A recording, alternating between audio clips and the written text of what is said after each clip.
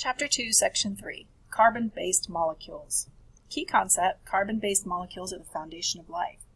Even though cells are 70 to 95% water, the rest consists mostly of carbon-based compounds. Carbon atoms have unique bonding properties. Organic chemistry focuses on organic compounds that contain carbon. Those of you going on into the healthcare field will have to take organic chemistry in college. Because of carbon's versatility, just a few elements can be combined to create a huge variety of organic molecules. Remember that we learned that carbon has 6 protons and 6 neutrons in the nucleus. It also has 6 electrons, 2 of them in the first shell and 4 in the second shell or valence. Carbon likes to form covalent bonds with other atoms by sharing electrons with the other atoms in a double or single bond. These carbon chains for the skeleton make up most organic molecules. These are called hydrocarbons. As you can see, they contain only hydrogen and carbon. Many carbon-based molecules are made of many small subunits bonded together. These units are joined or broken down by enzymes, those specialized macromolecules that are speeding up and slowing down chemical reactions in our cells. A monomer is what we call those individual subunits.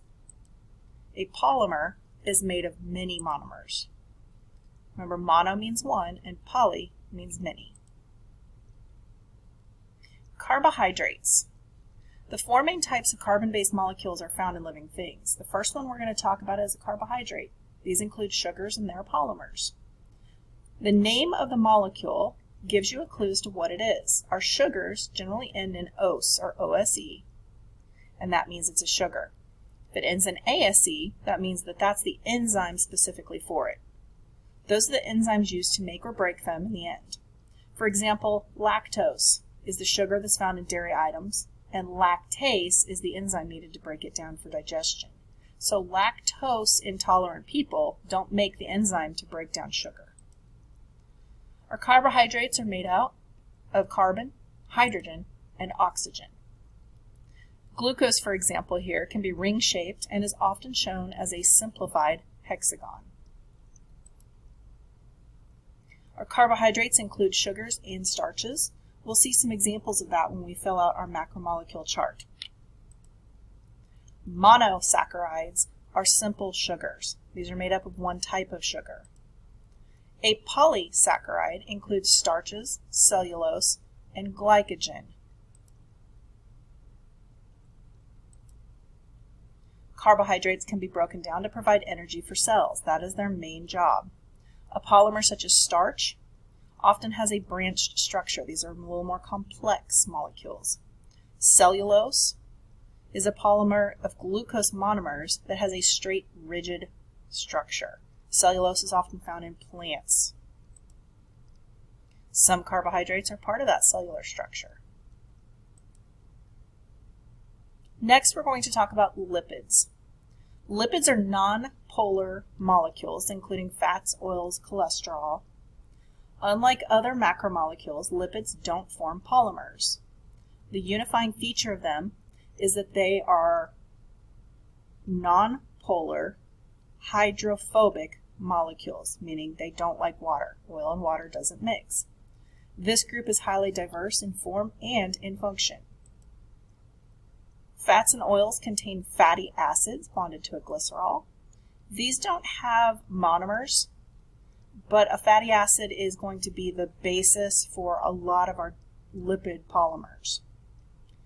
A triglyceride, like we see here, is made up of 3 fatty acid chains, and they're joined by a glycerol molecule. Lipids have several different functions. The major function of lipids is energy storage.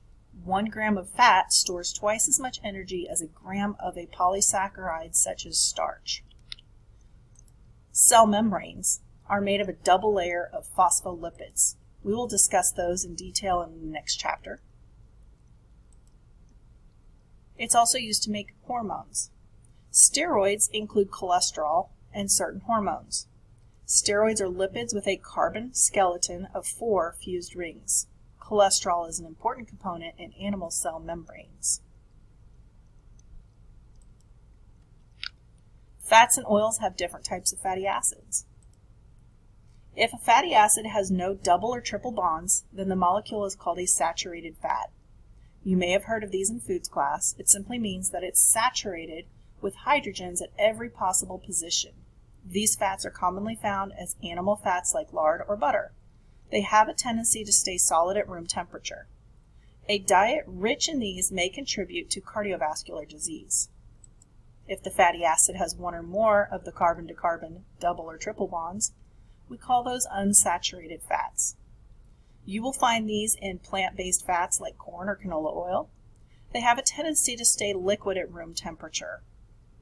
A hydrogenated vegetable oil is an unsaturated fat. It has been synthetically converted to saturated fat by adding hydrogens. Phospholipids have two fatty acid chains attached to a glycerol and a phosphate group at the third position. This molecule is polar due to that. The phospholipid head over here is hydrophilic or water-loving, and the tail is hydrophobic, meaning it doesn't like water.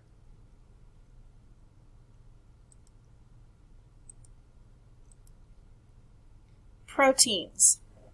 Proteins are the next polymers we're going to discuss. They're made out of amino acid monomers. Proteins account for more than 50% of the dry mass of most cells. They're instrumental in almost everything an organism does. Everything you are is due to a protein, whether it's structural or functional. There are 20 different amino acids that are used to build proteins in organisms. An amino acid has 4 components. There's a central carbon atom, a hydrogen atom, a carboxyl group, and a variable R or side group. These are like special Legos. They change the function of the protein. So if you're building a wall with Legos and you run across a face piece and you put it on there, now you have a face. Or if it's a window, now you have a house or a door.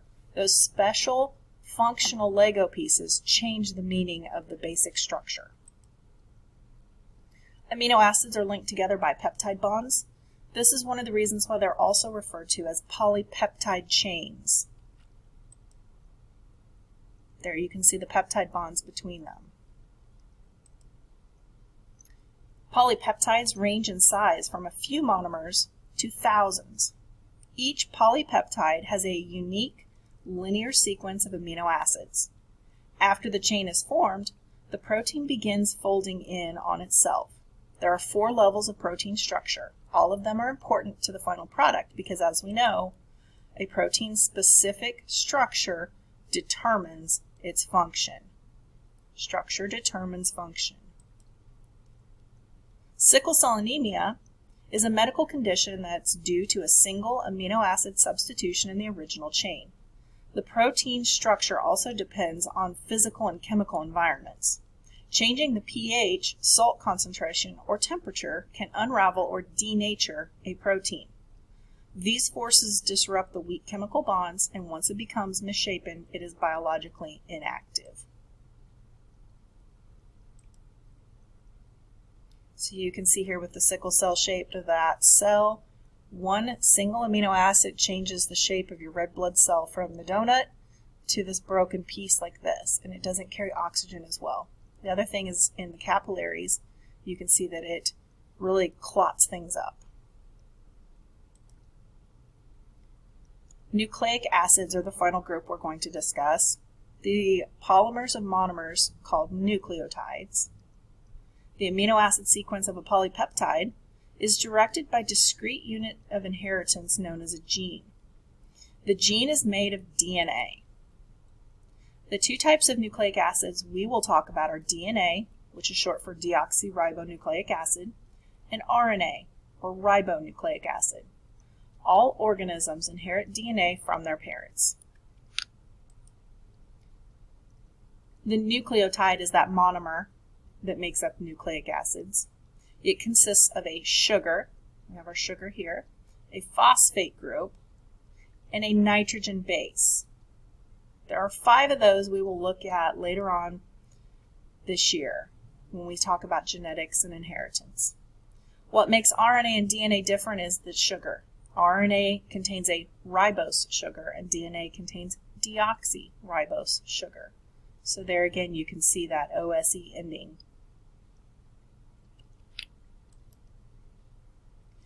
DNA stores our genetic information and RNA builds the proteins needed for life.